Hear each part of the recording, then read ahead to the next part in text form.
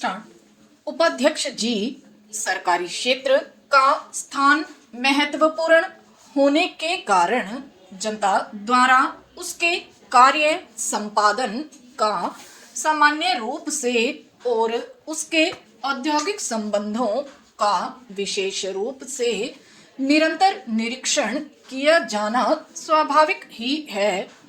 सही आलोचना से सरकारी क्षेत्र के प्रबंधकों में सतर्कता आई है और उसके परिणाम स्वरूप उनके काम में सुधार हुआ है। उसके साथ ही साथ श्रमिकों और मालिकों के संबंध भी और अच्छे हुए हैं। मुझे विश्वास है कि अच्छे औद्योगिक संबंधों की स्थापना से सरकारी क्षेत्र अवश्य तरक्की करता चला जाएगा।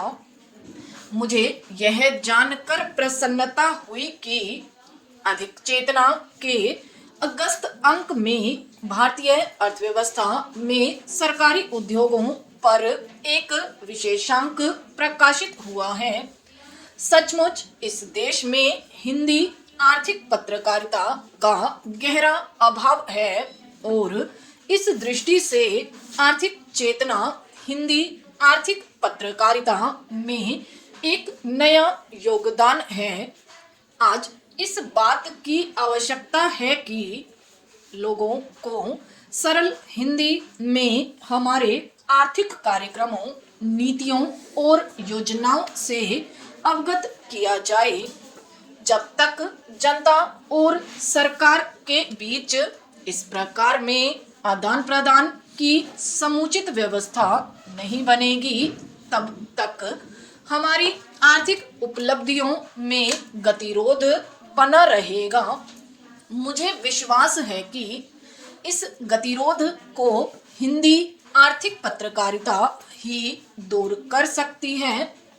भारत का हमेशा यह आदर्श रहा है कि मुल्क आजाद रहे और प्रजातंत्र कायम रहे।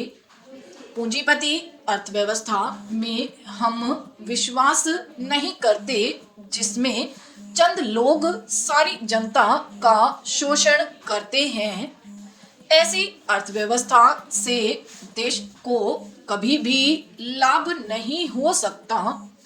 कई देशों में, विशेषकर अमेरिका, जर्मनी तथा कुछ हद तक ब्रिटेन में पूंजीवाद सफल रहा है।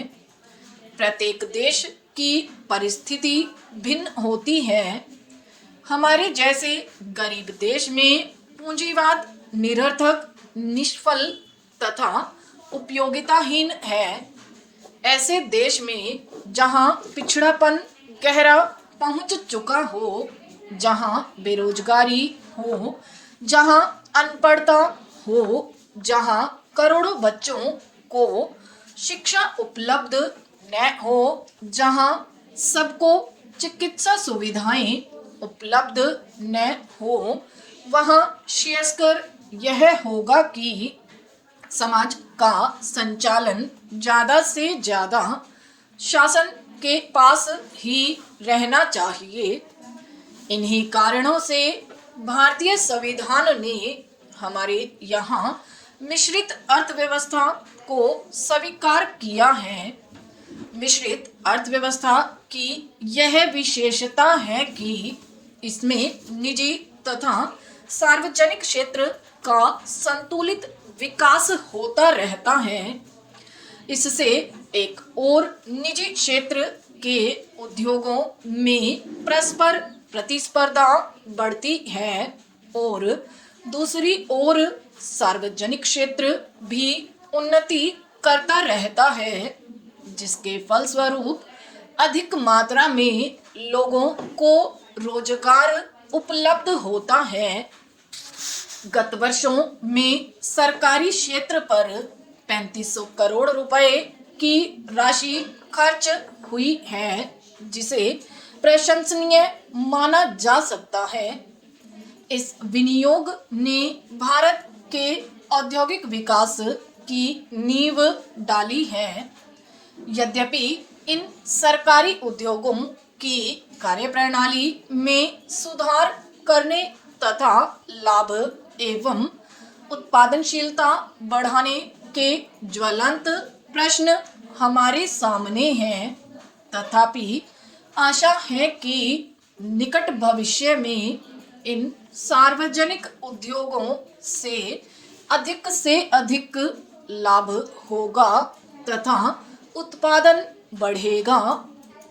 लेकिन इसके लिए आवश्यकता इस बात की है कि इस क्षेत्र पर निरंतर निगरानी रखी जाए तथा इनमें योग्य प्रबंधकों को नियुक्त किया जाए।